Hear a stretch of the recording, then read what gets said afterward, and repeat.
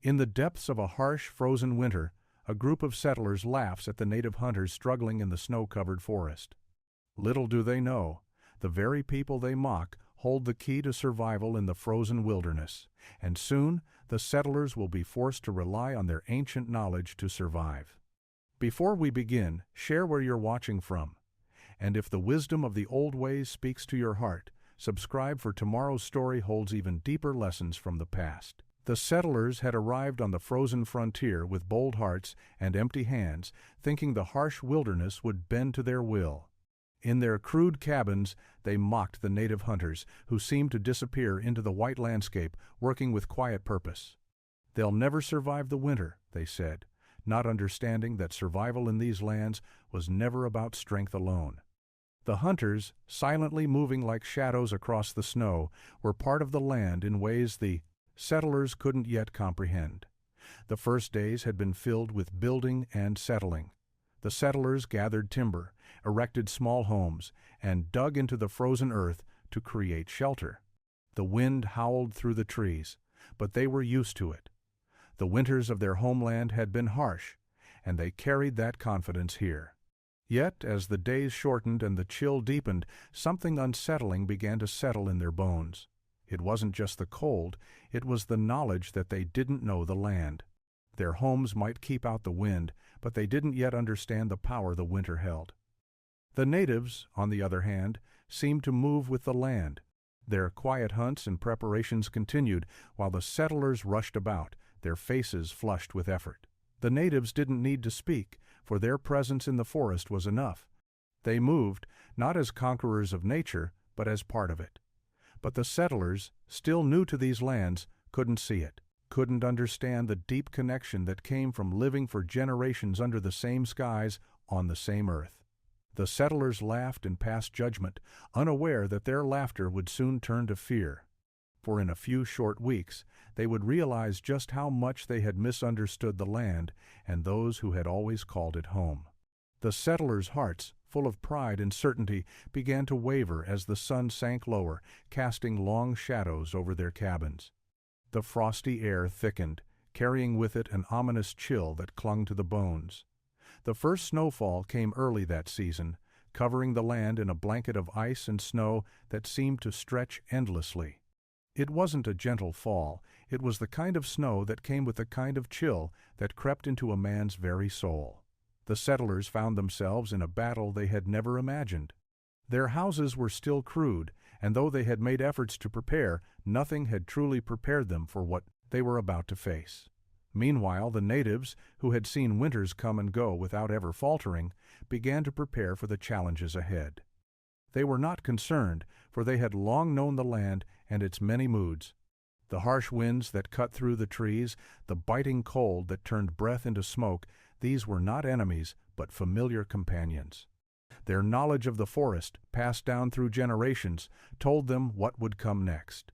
They prepared not just for the seasons, but for the deep, quiet wisdom of the wilderness itself. It came suddenly, the blizzard. What should have been a gentle snowfall turned into a storm that rattled the bones of the earth itself. The settlers watched in disbelief as the first wave of snow covered their doorstep. The wind screamed through the cracks in their cabins, and the snow piled high against their doors. The landscape they had once marveled at had become their enemy. For days the storm raged. The settlers huddled inside their homes, trying to keep warm, burning what little firewood they had. Each night the temperature dropped lower, the cold seeping into every crack. The settlers began to realize something they hadn't considered before. Their homes were ill-suited for such a storm. The walls they had built, thin and hastily put together, provided little protection against the fierce winter wind. And the firewood they had gathered, though ample for mild winters, was quickly dwindling in the face of such relentless cold. Meanwhile, the native hunters continued their ways, unaffected by the storm. They had prepared for this, knew it was coming, and had anticipated the hardships of winter. They did not hurry. They did not panic. The settlers saw them once again as foolish. But in truth, it was the settlers who were unprepared, and the natives, in their quiet confidence, were their last hope. Desperation set in among the settlers. Hunger gnawed at their bellies, and their firewood was almost gone. Supplies from the outside world had stopped arriving, the snow had covered the railways, and no trains could make it through. The settlers were trapped in the wilderness, and the cold was becoming more than they could handle. One morning, driven by hunger and fear, a settler named William Crawford set out with his family in search of food. His cabin was barely holding together, and his wife had grown ill from the cold. The snow was deep, the wind merciless. The journey was impossible for them, but they pushed on, driven by the hope of finding shelter. As they stumbled through the storm, Crawford saw something strange on the horizon, a small group of native hunters moving through the snow with purpose. They weren't rushing, they were simply living with the land, as they always had. Crawford hesitated for a moment, then called out to them. "Help us!" he shouted. "Please, we've got nothing left. We need food, shelter, something." The hunters turned toward him, their faces unreadable. They did not speak, but one of them nodded, motioning for him to follow. The settlers hesitated for a moment, then followed, knowing they had no other choice. Crawford's family followed the native hunters through the thickening snow, their every step a battle against the wind. The hunters moved effortlessly, their eyes sharp, their movements fluid. They seemed to know every part of the forest, every path the wind would take, every tree and rock. Their knowledge of the land was vast, a knowledge the settlers had never even considered. When they arrived at a shelter built from branches and hides, Crawford's family was taken inside. The warmth from the fire inside was immediate, but it wasn't the warmth of a simple fire. It was a warmth that had been carefully cultivated through understanding the land, its rhythms, and its cycles. One of the hunters, an older man with lines of wisdom carved into his face, turned to Crawford. "This land gives what we take from it," he said in a voice as quiet as the falling snow. "It takes much, but if you know how to listen, it will give you what you need." The settlers were silent, trying to understand the depth of those words. Their lives had always been governed by labor and struggle, by fighting against nature. But here, in this shelter, the hunters seemed to be working with the land, not against it. They had adapted their lives to its many faces, and in return, it sustained them. Over the next few days, the hunters shared their wisdom with the settlers. They taught them how to track animals through the snow, how to find food even in the harshest of winters, and how to move through the wilderness without disturbing it. It was a wisdom passed down through generations, grounded in a deep respect for nature. It wasn't just about survival, it was about living in balance with the land. The settlers learned to read the wind and the snow, to understand the subtle signs that told them where animals would be and when to strike. They learned to recognize the patterns in the trees, the way the bark and the leaves spoke of what was coming. They were taught how to build shelters that would withstand the worst of the storm and how to make use of every part of the land without overstepping their bounds. But most of all, they learned patience. The hunters did not rush. They worked slowly, carefully, letting the land reveal itself in its own time. They taught the settlers that survival was not just about what you could do, but about what you could learn to wait for. As the days passed, Crawford and the other settlers began to see the truth in the hunters' ways. They no longer mocked their patience or their quiet confidence. Instead, they watched, learned, and began to understand. The settlers had thought they could tame the wilderness, but it was the natives who had learned to live with it, and that was a skill they could never have anticipated. As the weeks wore on, the settlers began to adapt to the teachings of the hunters. They learned to trap animals with the precision of the natives, to read the snow and the wind, to forage for food in places they had once ignored. It wasn't easy, and the cold still gnawed at their bones, but they began to understand that survival was about more than just building shelter. One day, a blizzard struck again, this time even more fiercely than before. The settlers were ready this time. They had prepared, stockpiled food, and gathered firewood, and they knew how to live with the land. They knew how to read the storm and understand its rhythms. Still, it wasn't enough. The wind howled louder than before, and the snow fell thicker, piling in drifts that seemed to swallow everything in their path. The settlers huddled inside their homes, trying to hold on to the warmth they had worked so hard to build. But even as they worked the fire harder and harder, it became clear that the storm was not something they could fight. The settlers had learned much from the native hunters, but they had yet to learn the full lesson, that survival was not always a matter of preparation, but of trust. The storm lasted for 3 days, a test of endurance that seemed to stretch the very fabric of the wilderness.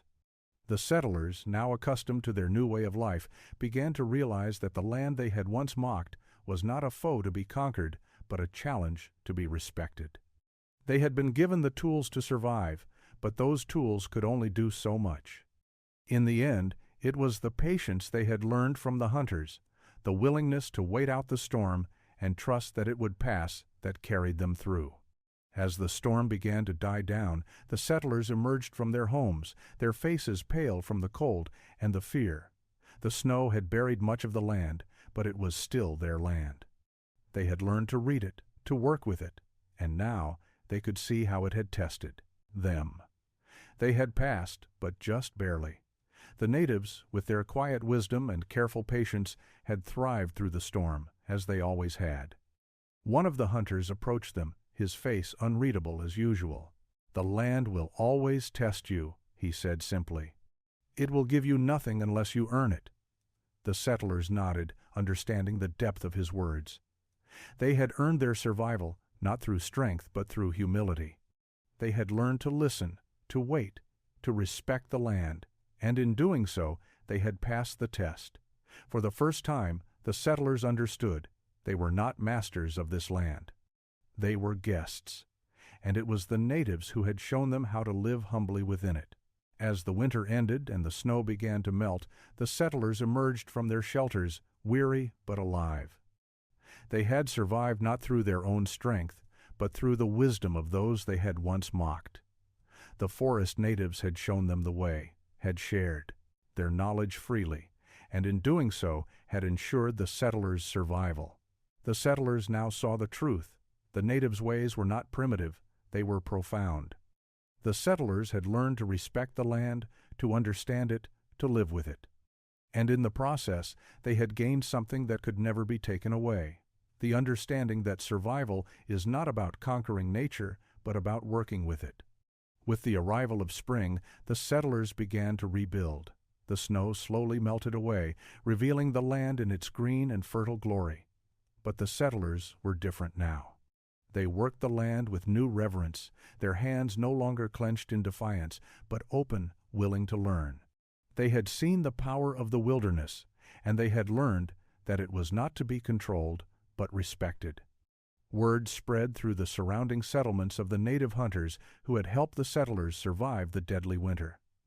Some mocked the settlers, saying they had been foolish to rely on primitive ways. But others listened, their curiosity piqued. These settlers, once so sure of themselves, had found the truth in the old ways, the ways that the natives had followed for generations. One evening, as the settlers worked together to repair their homes and gather their harvest, William Crawford approached one of the hunters. The old man sat by a fire, his face illuminated by the flickering light. Crawford hesitated for a moment before speaking. "Thank you," he said simply. "You saved us. We didn't know how wrong we were." The hunter nodded slowly, his eyes softening. "We didn't save you," he replied. "You saved yourselves. You listened." Crawford bowed his head, feeling a wave of gratitude flood over him. He knew the old man was right. It wasn't the hunter's knowledge that had saved them. It was their willingness to listen, to learn, to change. They had stepped away from their pride and embraced the wisdom that had been there all along.